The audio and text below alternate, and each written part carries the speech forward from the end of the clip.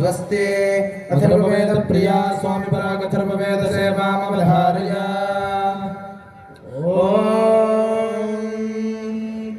आदित्याय विद्महे सहस्रकिरणाय धीमहि तन्नः सूर्यः प्रचोदयात्।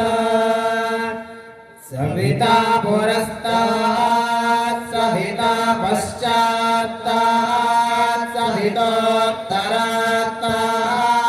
सविता धरात्तात् सविता नः सुमतु सर्वतादिगुं सविता नो रासतान् दीर्घमायुः।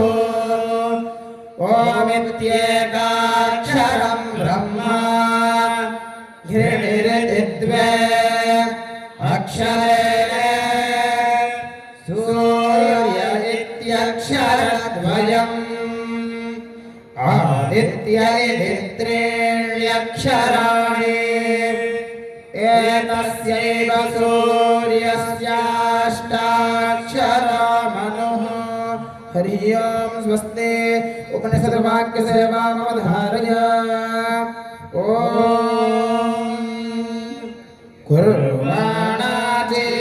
कुर्वाणाचिरमात्मनः वासागुंसिममगावश्च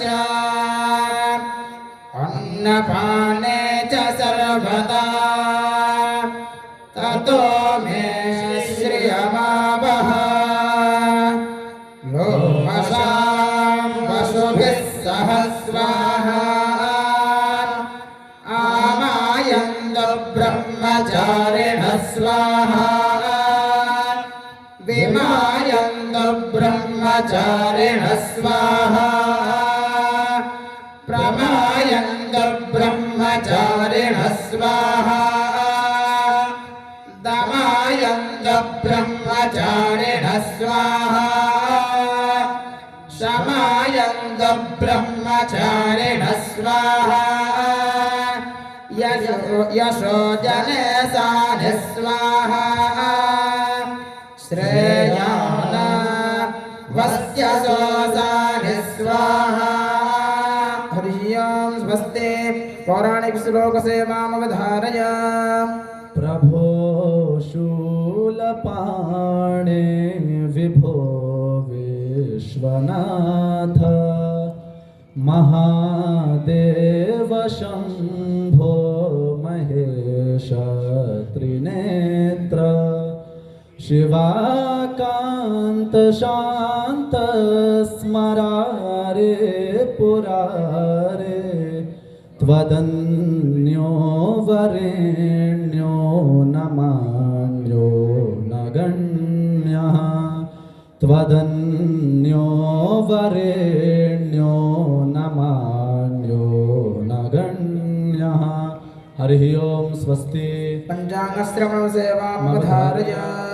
शुभाभ्यां शोभने मुहूर्ते आद्य ब्रह्मणः द्वितीये परार्धे श्री श्वेतवाराह कल्पे वैवस्वतमन्वन्तरे कलियुगे प्रथमपादे जम्बूद्वीपे भरतवर्षे भरतखण्डे श्री आनन्दनाम संवत्सरे दक्षिणायने वर्षा ऋतौ आषाढमासे शुक्लपक्षे चतुर्दश्यां शुभतिथौ वासरस्तु भार्गववासरान्वितायां पूर्वाषाढनक्षत्रे वैधृतियोगे वृष्टिकरणे एवं गुणविशेषणविशिष्टायामस्यां शुभतिथौ अस्माभिः आचरिता श्री सायं संध्या आरार्तिक्य महोत्सवेन श्री यमुना देवी सुप्रीता सुप्रसन्ना वरदा भवन्तु।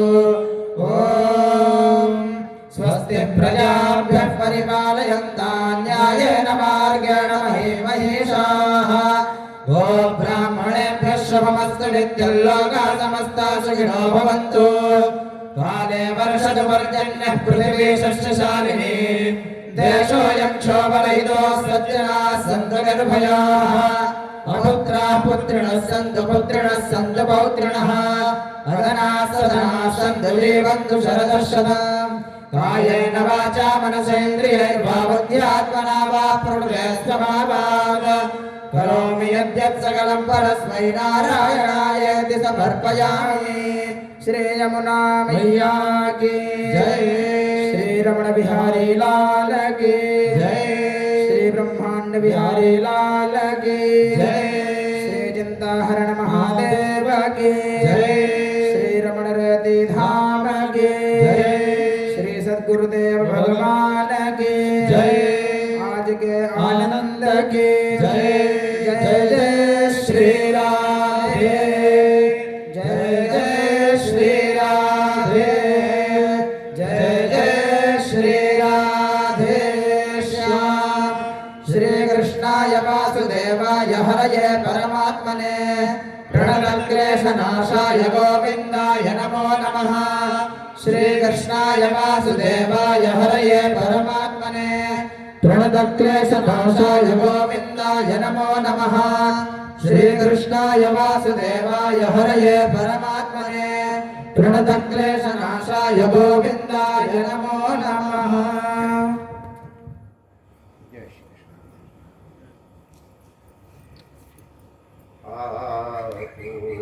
आपुरमरे रमण बिहारी अमहे रमण बिहारी के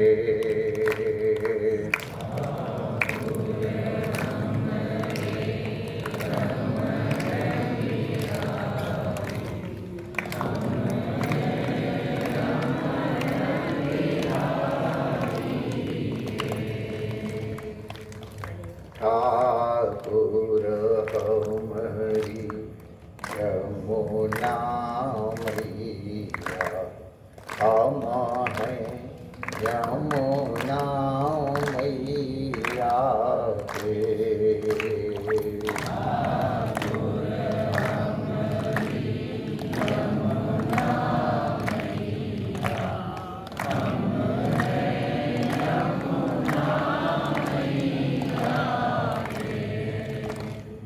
ठाकुर हमारे सद्गुरु प्यारे हम हैं सद्गुरु प्यारे के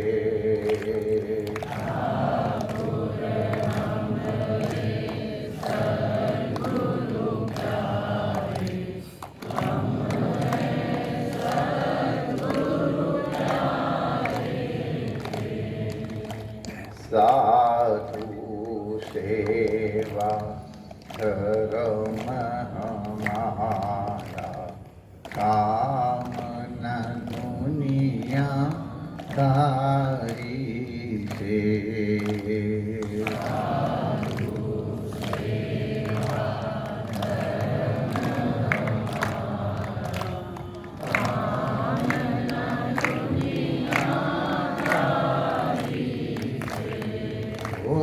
भला कहो चाहे बुरा कहो हम हो चुके रमण बिहारी के।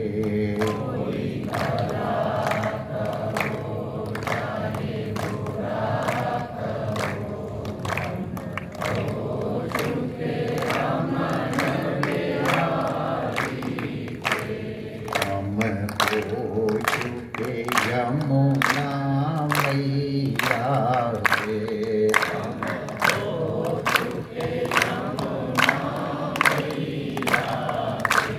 हम हो चुके सतगुरु प्यारे के। आओ माय डियर आओ। हम हो चुके रमण बिहारी के।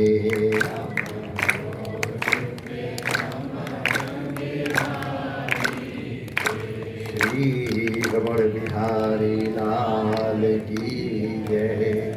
आओ भाई आओ स्वागत। देखो सेठों के दर्शन हो रहे हैं।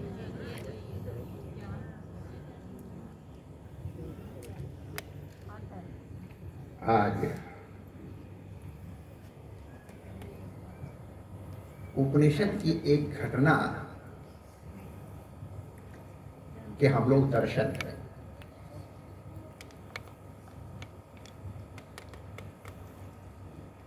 एक शिष्य अपने सद्गुरु के पास पहुंचा और उसने उनसे मुक्ति का उपाय पूछा।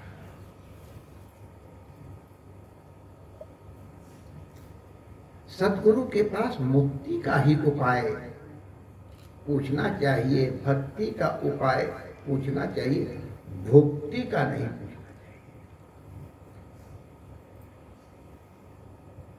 भुक्ति का उपाय बताने वाले तो बहुत विशेषज्ञ मौजूद हैं, मुक्ति का उपाय बताने वाले अति दुर्लभ हैं। तो गुरु ने उसको योग्य देखा जिस तरह उसने आचरण किया था। उससे कहा वत्स मैं तुम्हारा उपनयन करता हूं, और उसका उपनयन किया, माने उसको विधिवत दीक्षा दे दी, अग्नि पूजा की विधि बता दी, और फिर उससे कहा जाओ ये 400 गैया हैं, इन 400 गैया को तुम ले जाओ, जब ये 1000 हो जाएं तब लौट करके आ जाओ।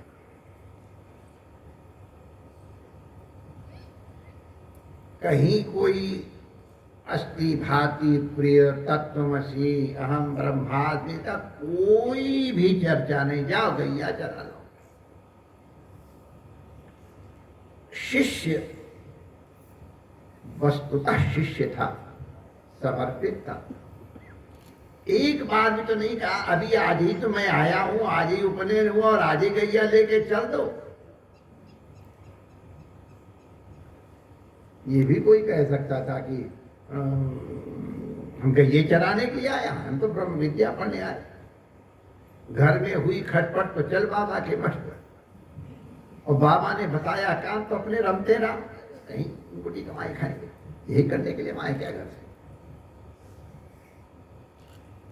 लेकिन वो समर्पित शिष्य है। गुरु क्या कह रहे हैं इसको उसने सावधानी से धारण किया। क्यों कह रहे हैं ये उसका विषय नहीं। कई लोग गुरु के वचनों में भी अपनी बुद्धि लगाने की चेष्टा करते हैं।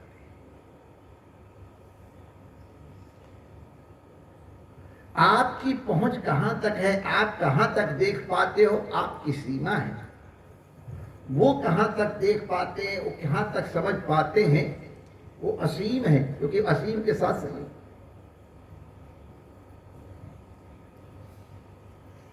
गुरु क्या कर रहे हैं वो जाने, उनका काम जाने, क्या कह रहे हैं उस काम को पालन करना है।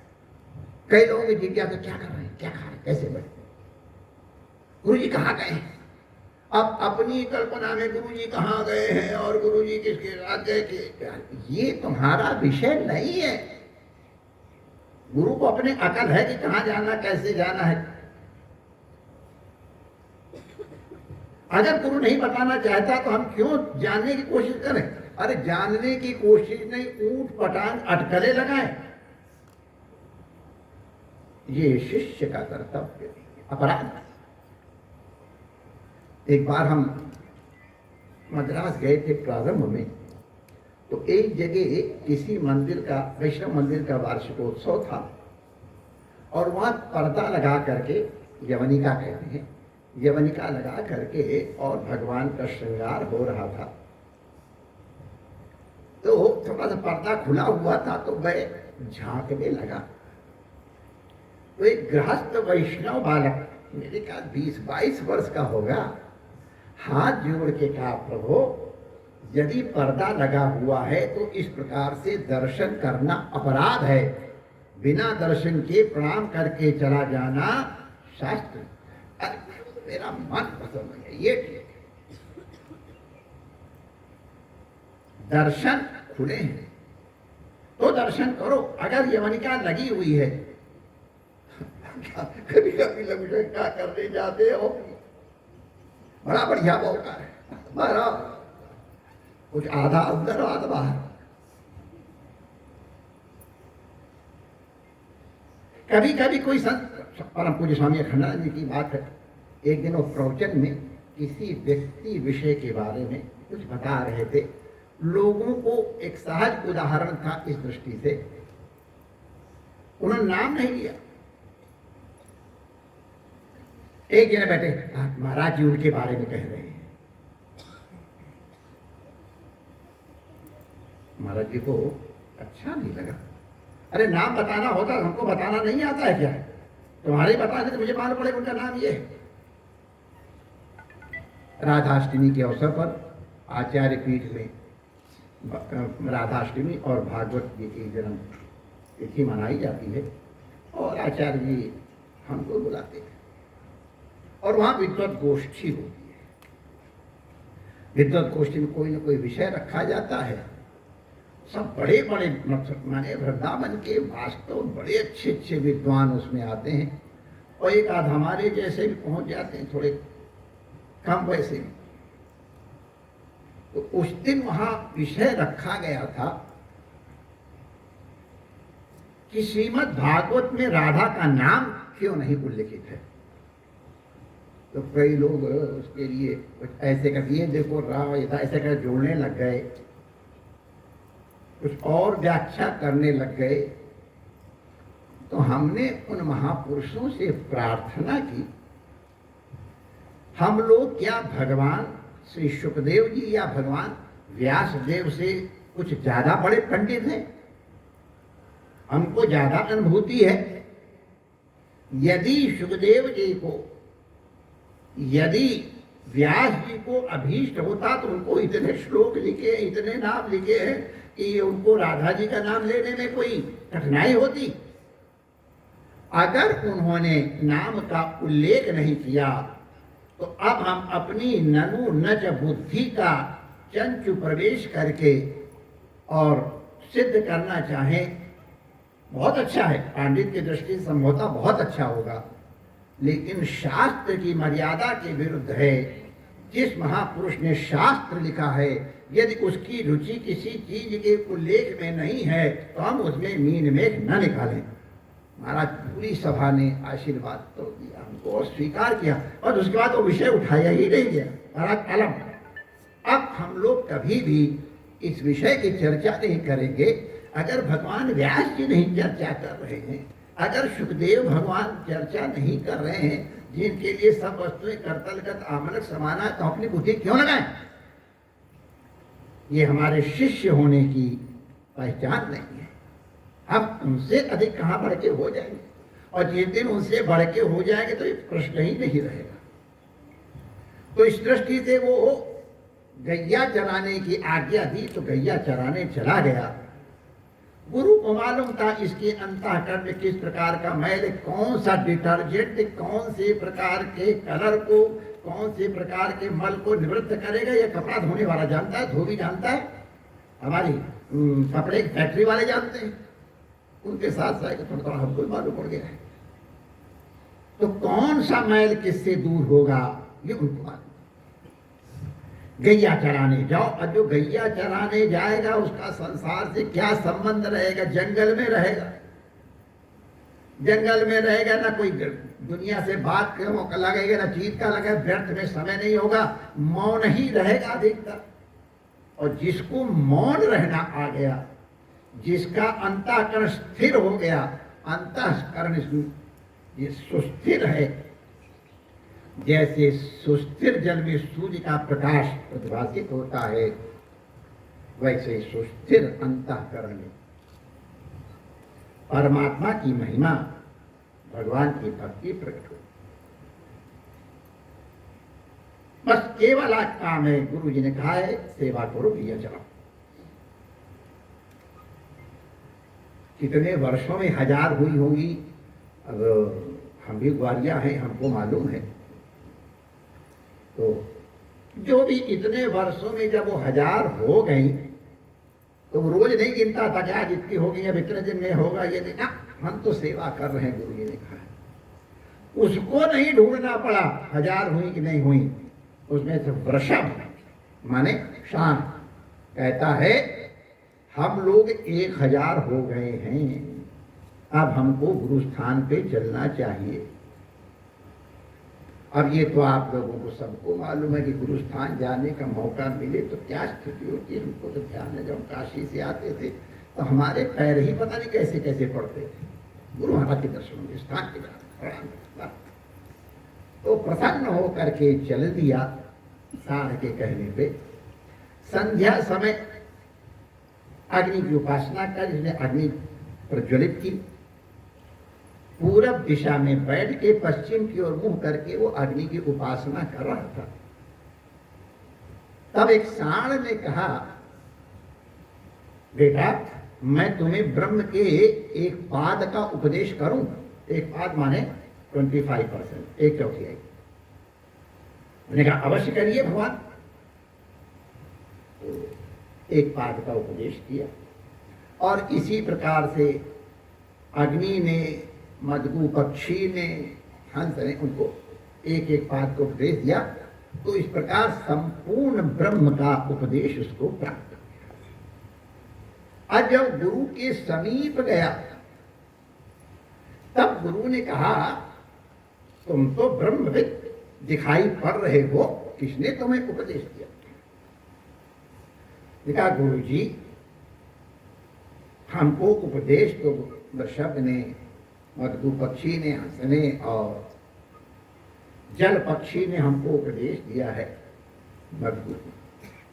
लेकिन हमको मालूम है हमारी ज्ञान की पूर्ति तो केवल गुरु की कृपा से। ध्यान रहे, शास्त्र इत्यादि क्या है, कितना सुन लो, क्या करो, जब तक गुरु अपनी शक्ति का प्रक्षेप नहीं करता है तब तक साक्षात नहीं होता है। परीक्षित ने 7 दिन तक बड़े धैर्य पूर्वक कथा श्रवण की, सब कुछ समझा दिया सुखदेव जी ने, और फिर भी मैं ब्रह्म हूं, मैं शरीर नहीं, उससे अतिरिक्त हूं, ये भान तब तक परीक्षित जी को नहीं हुआ जब तक श्री सुखदेव जी ने कहा, अरे राजन तो मनीषेति पशु बुद्धि विमाम जय। बस जैसे जय कहा, ये पशु बुद्धि को छोड़ो, तत्काल ये सुखदेव जी की 7 दिन तक नहीं हुआ उसको ज्ञान, एक क्षण के अंदर यही जैसे ही कहा पशु बुद्धि छोड़, अब तुरंत वो उत्तर श्लोक में कहता है, हे प्रभु, हे करुणायतन, आपकी कृपा से मैं ब्रह्म निर्माण को प्राप्त हो गया हूं, अब मुझे तक्षक काहे का डर है, मैं किसी से भय नहीं रहता हूं, क्योंकि उसके जान लेने पर व्यक्ति अभय हो जाता है। द्वितीयात् वै भयम भवति, जब दूसरे को देखता है, हिनाने व पश्यति, उसी को भय। तो जब इस प्रकार से अधिकारी शिष्य यहां तक पहुंच जाता है, तब गुरु के अनुग्रह से एक क्षण के अंदर साक्षात्कार, क्षण तो बहुत लंबा समय है, उससे भी कम समय का समझ सकते हो तो समझ लो, उसमें साक्षात्कार हो जाता है। तब गुरु अपनी शक्ति उसमें अंदर प्रकट। अब कोई कहे महाराज हमारी को शक्ति प्रस्थापित कर दो, भाई कैसे कहें महाराज। एक बार हमने जप की कुछ विधि बताई थी कि मुंह से करो तो ये जप का फायदा है, और रसना से करो तो ऐसे, हृदय से करो, नाभि से करो ऐसे होता। हमने बता भी दिया था कि कम से कम इतने दिन की साधना करोगे तब यहाँ पहुँचोगे। सीधे एक दिन दूसरे दिन परम भगवती पधारी, महाराज हमको नाभि से कैसे उपदेश होता वो सिखा दो।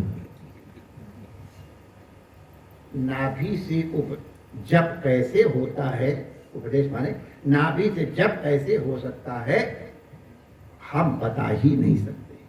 सारी विद्या जो हमको इन संतों ने पढ़ाई है, उसका उपयोग करके भी हम नाभि से जप कैसे हो सकता है ये हम नहीं बता पाएंगे। इसको तो स्वयं जो रास्ता बताया गया है उससे चल के स्वयं अर्जित करना पड़ता है, गुरु का अनुग्रह। तो पहले क्रम है, तो वो आदौ श्रद्धा, जाओ भैया चला लो जा करके, उसकी श्रद्धा का ही ये फल हुआ कि अब वो वेद का प्रसिद्ध ऋषि हो गया। तो हमारा आशय ये है कि इसीलिए कहा when you come to a sadguru unlearn what you have learn so far. एक बार एक तबला बजाने के लिए, सीखने के लिए किसी एक बड़े तबला के ज्ञाता के पास गया। तो उन्होंने कहा हमको तबला सीखना है। तो उन्होंने कहा देखो थोड़ा टीम सिखाने में हमको 2 साल लग जाएगा। उन्होंने कहा नहीं मैं तो तबला बजाना जानता हूँ, आपके पास परिमार्जित करने के लिए आया हूँ। तब उनका 3.5 साल लगेंगे। अरे महाराज मैं तो कह रहा, हमको पहले जो तूने सीख रखा वो तेरे साफ करना पड़ेगा, जब वो साफ हो जाएगा तब तेरे को मैं तबला बजाने में प्रवेश करूँ। अपनी बुद्धि लेके क्या है, इश्क में हस्ती ही जुर्म है, रखना न कभी पांव यहाँ सर लिए हुए। अपनी विद्या का, अपने पद का, अपनी प्रतिष्ठा का, अपने धन का, इन किसी का अभिमान लेके अगर आते हो तो सिवाय अपनी हानि के और कुछ नहीं। यहाँ तो नम्र होकर के ही ईगो स्टैंड में ईगो छोड़ करके पधारे। हमारे उस ब्रह्मचारी को साक्षात्कार हुआ, उनके गुरु कृतार्थ हुए। विश्वास करो गुरु कृतार्थ हुए, उनके पिता कृतार्थ हुए, उसका तो मंगल हो ही गया। परमात्मा आप सबका मंगल करे। जय श्री कृष्ण।